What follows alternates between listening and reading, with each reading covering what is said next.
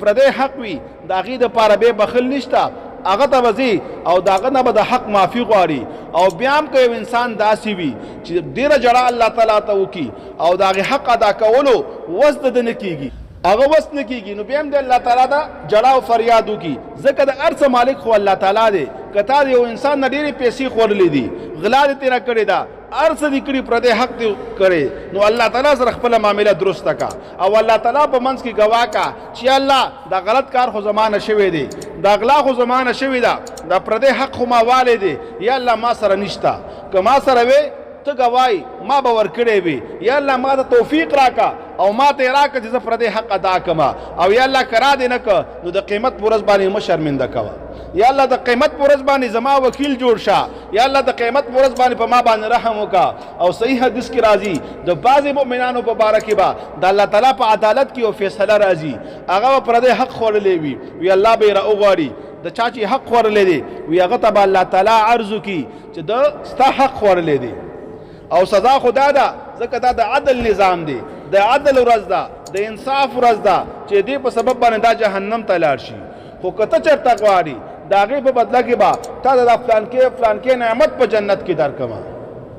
نو هغې بدلې باندې به تا ته دا نعمت میلاو شي او ته دا معاف کا هغه شان به دا بنده وي چې ما ته نعمت میلاویږي ما ته د په دې عذاب کې څه میلاویږي ما ته دا نعمت راکا او ما دا انسان معاف کړی دی نو بیا به الله تعالی ستا وکالت کوي خدا په هغه صورت کې چې دنیا کې خو الله تعالی کم از کم ته ګواه کړي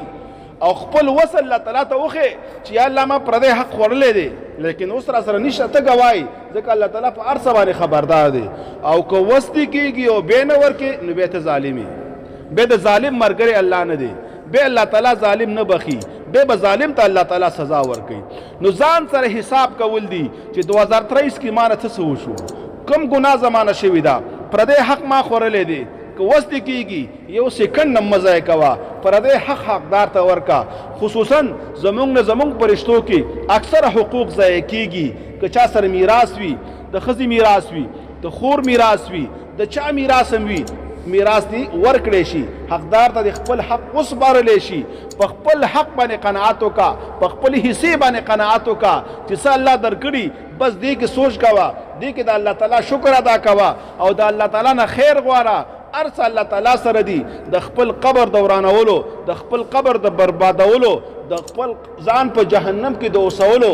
دا صبر مه کوه فما اصبرهم علی النار الله وی دا بندگان څه صبرناک وګرځول په اور باندې دا سوچ مه کوه چې دې بدلی کې به ما ته الله سزا راکړي څه او برداشت کم هغه د برداشت نه بهر ده لہذا په خپل ځان باندې رحم وکړه او پردی حق حقدار ته وسپاره نو 2023 اند دی ختمیدونکی دی ورځ نیمه پاتې ده اول به ځان سره حساب کو چې په دې تیر شوي کال کې په دې تیر شوي عمر کې زمانه څومره ګناهونه شوي دي فورا الله ته متوجه شه او الله تعالی څه وایي نبئ عبادي انی انا الغفور الرحیم وایي زما دې بندګانو ته زیری ورکه دا زما بندګان الله وی خبر کا زه بخښنه کوونکی ما زه رحم کوونکی ما توبه وباسه الله تعالی ستا توبه قبلوي